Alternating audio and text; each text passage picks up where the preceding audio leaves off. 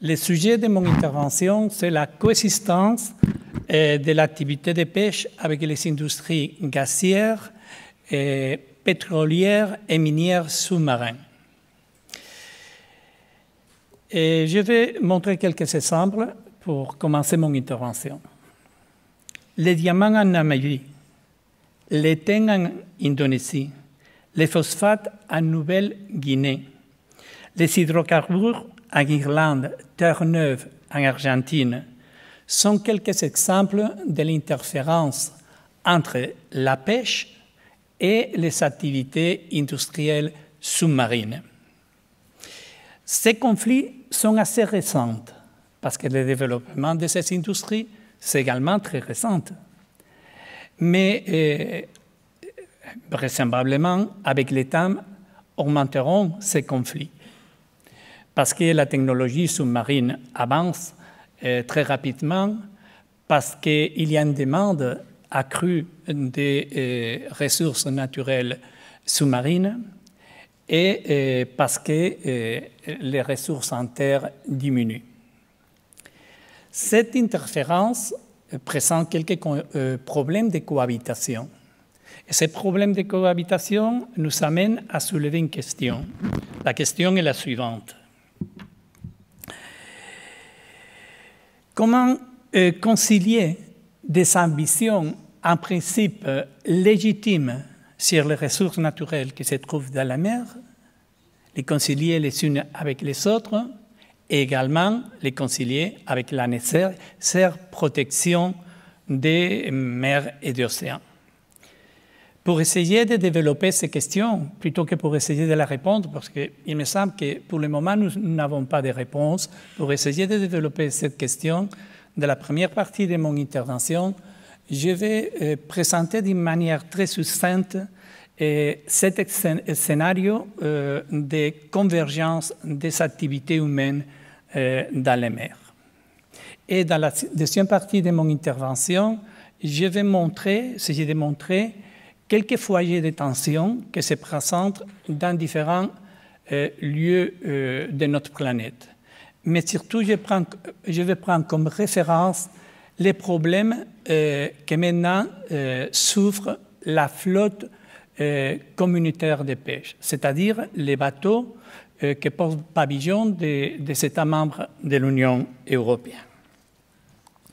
Comme on le sait, le droit de la mer a évolué vers une territorialisation et un compartimentage des mers et des océans.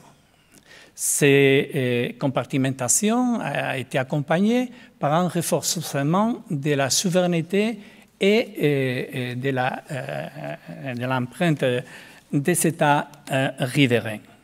Cette extension des compétences, surtout, se reflète dans la zone économique exclusive et dans les plateaux continentaux, qui pour moi sont les deux centres d'excellence de cohabitation de différentes activités humaines dans la mer. Pourquoi?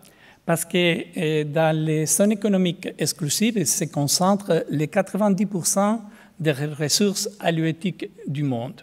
Et parce que dans les plateaux continentaux se trouvent des ressources minières et hydrocarbures qui ont une grande valeur et qui sont les plus accessibles dans ces moments. Les activités industrielles sous-marines qui chaque fois sont plus importantes et on les retrouve un peu parsemées dans tous les mers et océans du monde, ont éveillé la préoccupation du secteur pêcheur, de la pêche dans toutes les parties du monde et bien sûr en Europe. Pourquoi? Parce que nos pêcheurs ont peur de que les ressources halieutiques diminuent et les possibilités surtout de les pêcher, en éloignant les stocks de poissons et en rendant leur reproduction plus difficile. Mais également que ces activités génèrent des difficultés pour utiliser certains types d'engins de pêche. La cohabitation des différentes activités se produit dans tous les eaux du monde. Dans les eaux qui sont contrôlées juridiquement pour l'Union européenne, dans les mers européennes, et également, bien sûr, dans les eaux des États tiers.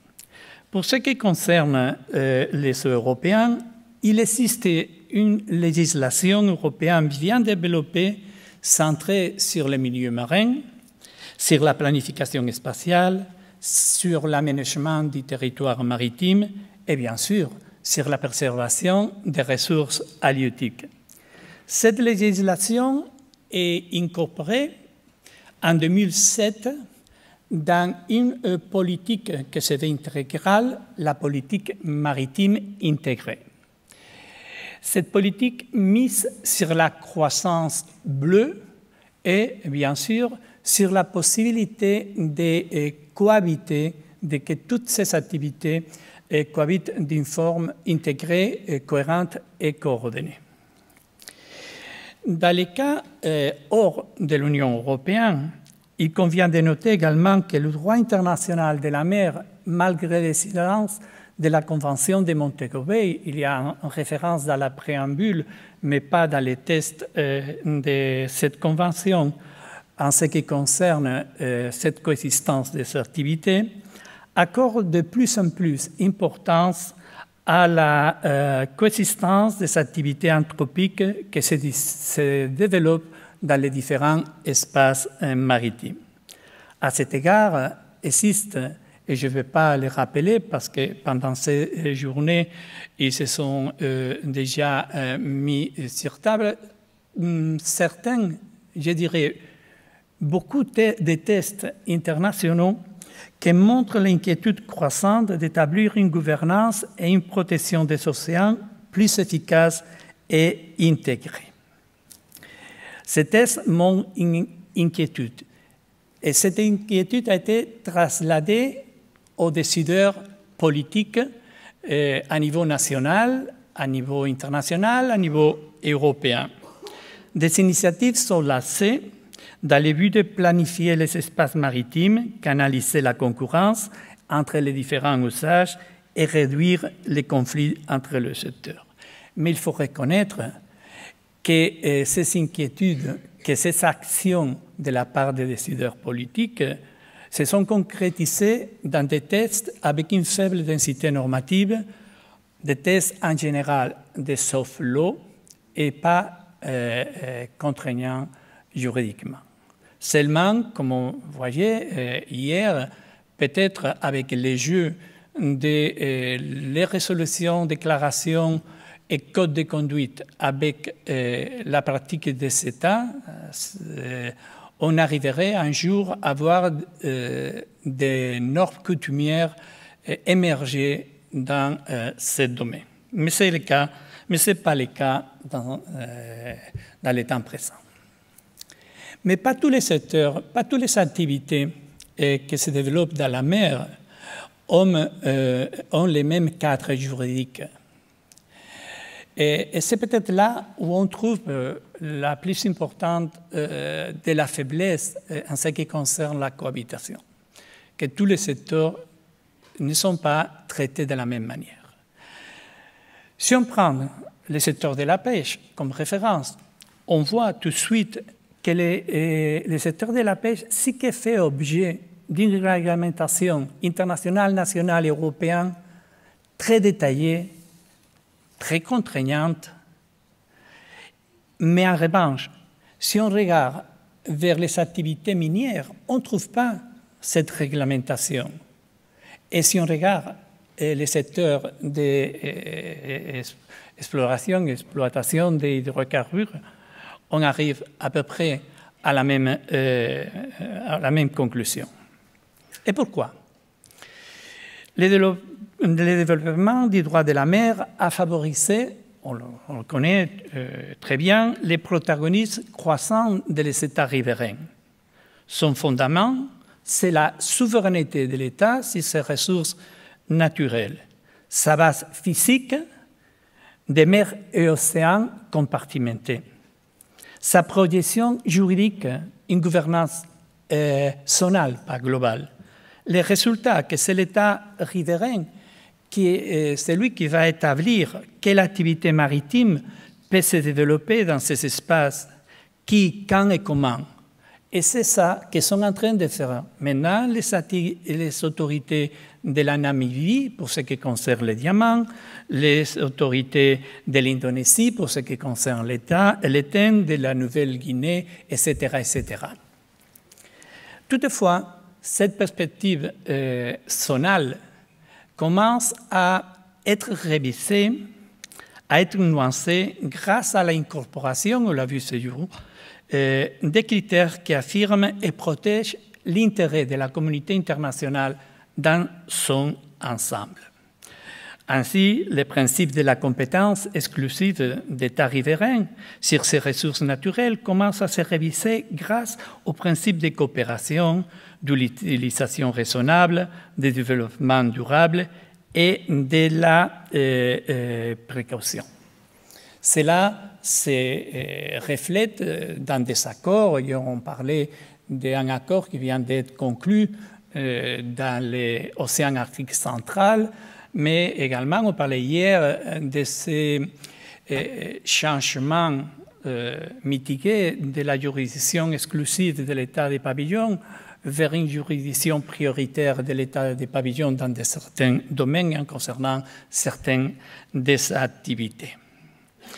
Cet changement, cette nuance qu'on introduit à cette perspective zonale assise sur les pouvoirs discrétionnaires de l'État riverain, si c'est important pour toutes les activités, c'est encore plus important pour ce qui concerne les espaces maritimes dont ces activités coexistent, cohabitent et se chevauchent. Et cette cohabitation se produit fondamentalement dans la zone économique exclusive de la plateau continental. On va le voir tout de suite. Mais avant, il faut dire que c'est une cohabitation récente. Ce n'est pas un problème qui vient de le passé, c'est un problème nouveau. Pourquoi? Parce que la production d'hydrocarbures qui rentre en confrontation avec la pêche, c'est une activité industrielle assez récente.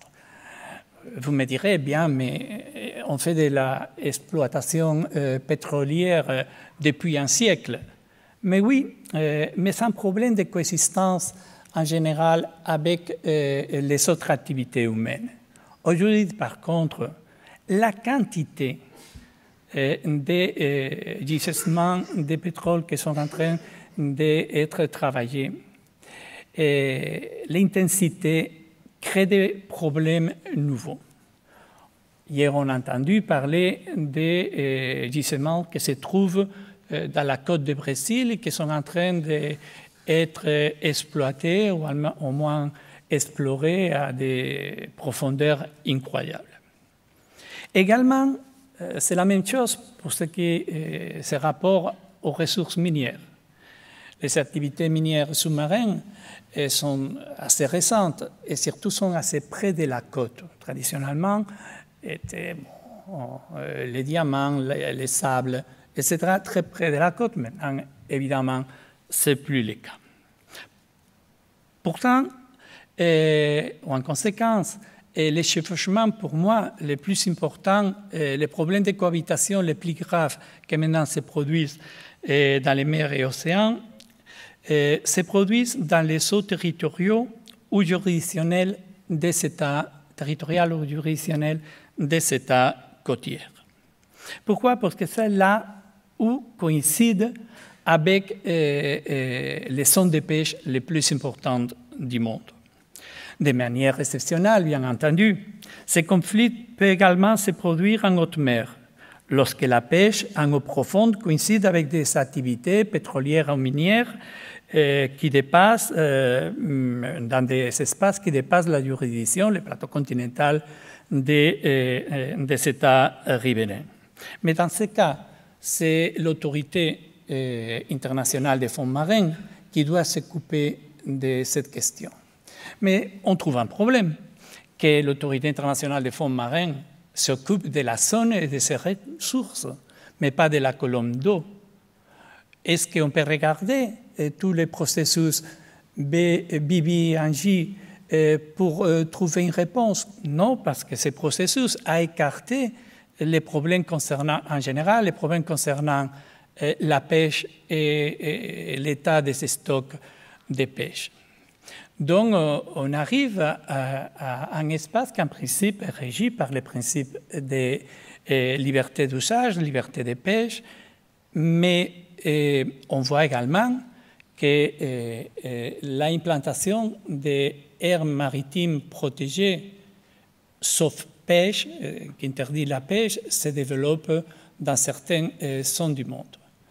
Pas seulement dans l'haute mer, mais également, et il faut le dire, dans les territoires d'outre-mer de la France et du Royaume-Uni.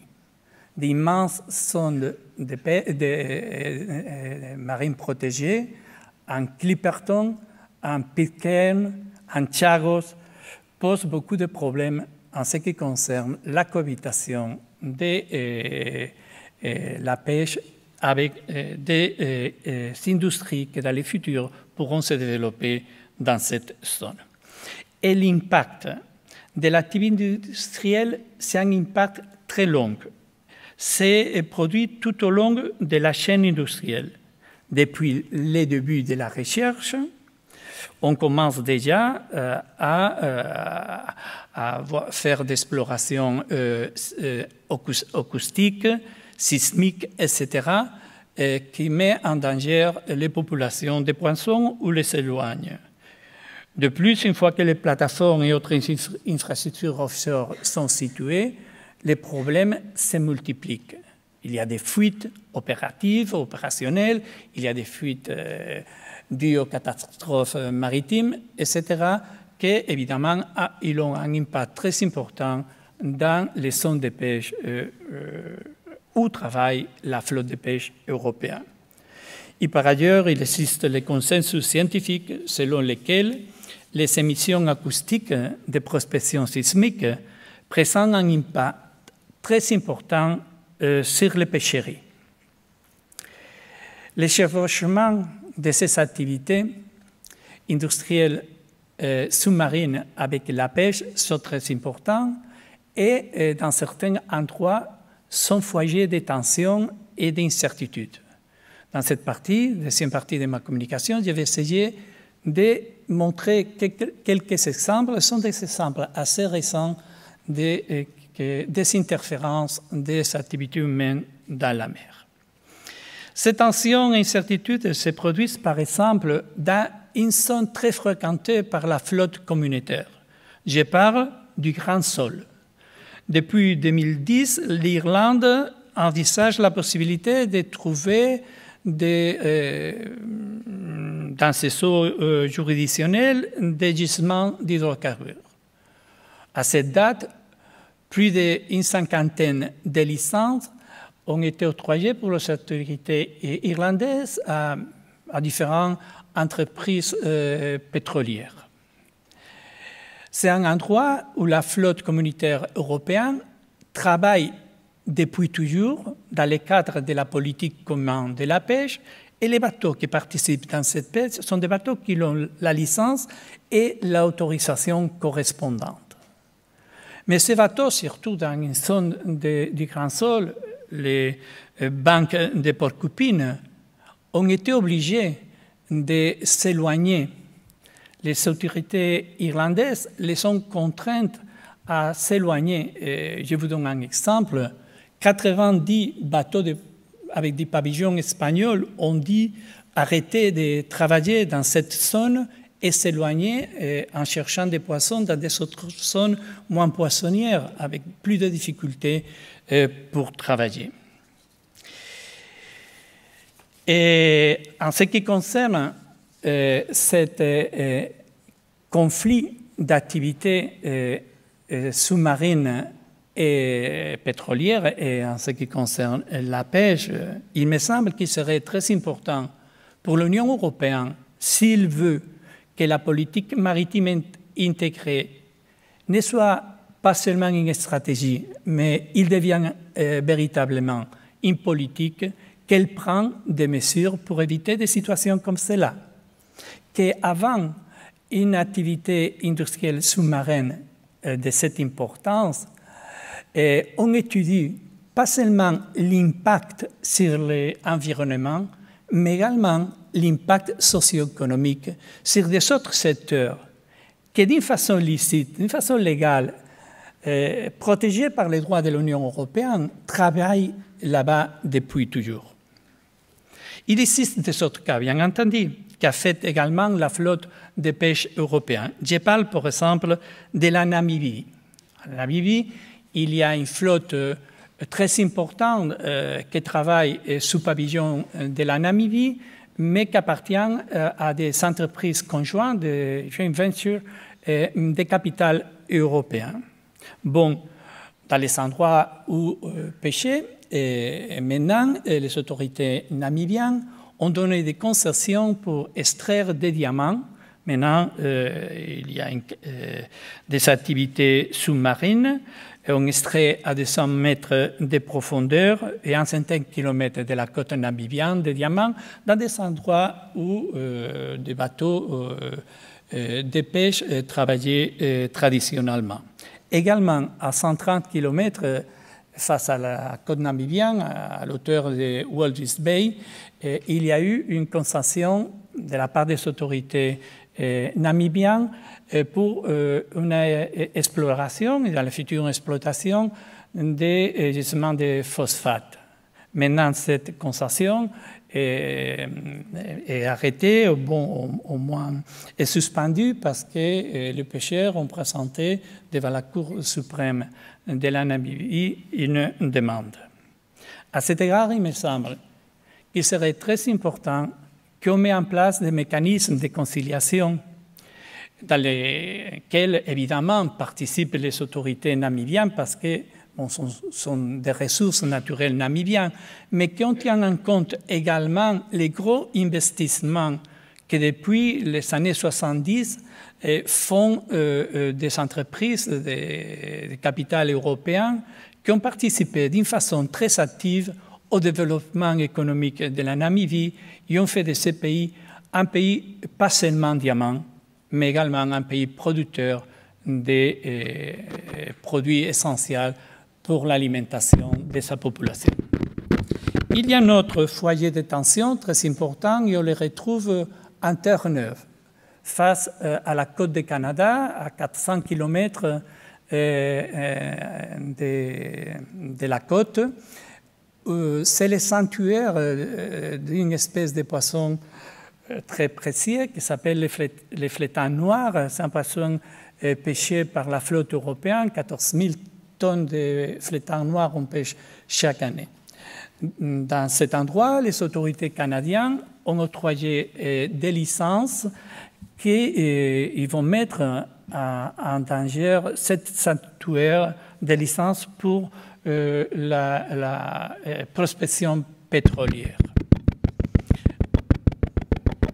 Ça représente un épisode de plus des relations assez tourmenteuses entre les autorités canadiennes et les secteurs de la pêche européen.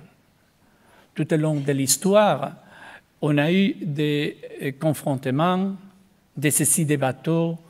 On était arrivé même à la Cour internationale de justice pour essayer de régler ces problèmes. Peut-être, dans le cadre des nouveaux accords CETA, on arriverait à concilier les intérêts, étant donné que les puissants secteurs de la pêche canadienne ont besoin du marché européen pour ces produits. Mais également, ça se pose un autre problème, qui me semble qui a été déjà soulevé ici. Quel rôle doivent jouer les organisations régionales de gestion de la pêche? On parle de 400 km face à la côte de Terra Nova, donc on parle de son NAFO. Mais NAFO, c'est une organisation qui gestionne seulement la pêche, mais elle doit s'occuper également de la situation de ces stocks et des dangers que souffrent les stocks de pêche.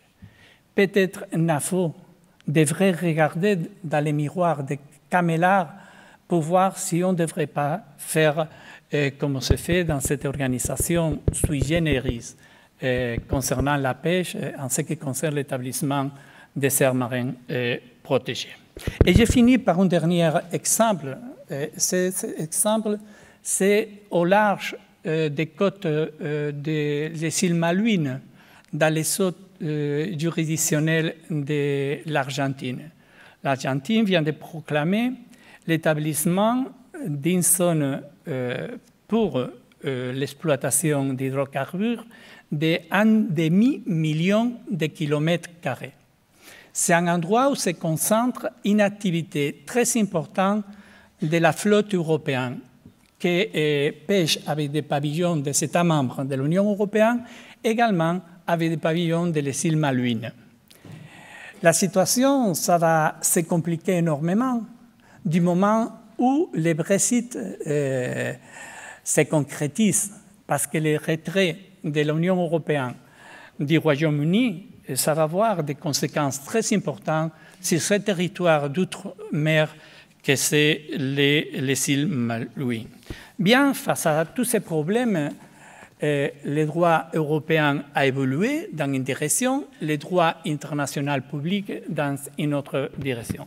Le droit européen, il y a une législation assez touffue, mais la plupart de cette législation se concrétise dans des directives cadres, des stratégies maritimes par exemple.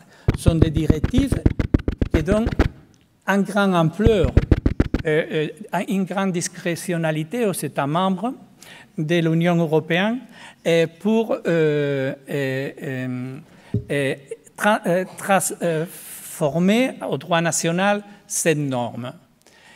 Mais également avec des délais très importants. Donc, on a des problèmes de trouver des solutions juridiques rapides, concrètes pour ces problèmes. Et en ce qui concerne le droit international de la mer, comme je vous disais auparavant, sont des normes en général de soft law, et c'est seulement la pratique des États dans une direction similaire et concordante pourrait devenir un norme de droit coutumière. Mais pour le moment, le droit de la mer n'a trouvé, et j'ai fini, des solutions pour ce problème. Peut-être le futur droit international des océans, M. Patrick Chaumet nous parlait du droit international des océans, on trouverait dans ce nouveau droit international des océans une solution pour ces problèmes qui, avec le futur, chaque fois seront plus graves. Merci beaucoup. Muchas gracias a todos por la atención.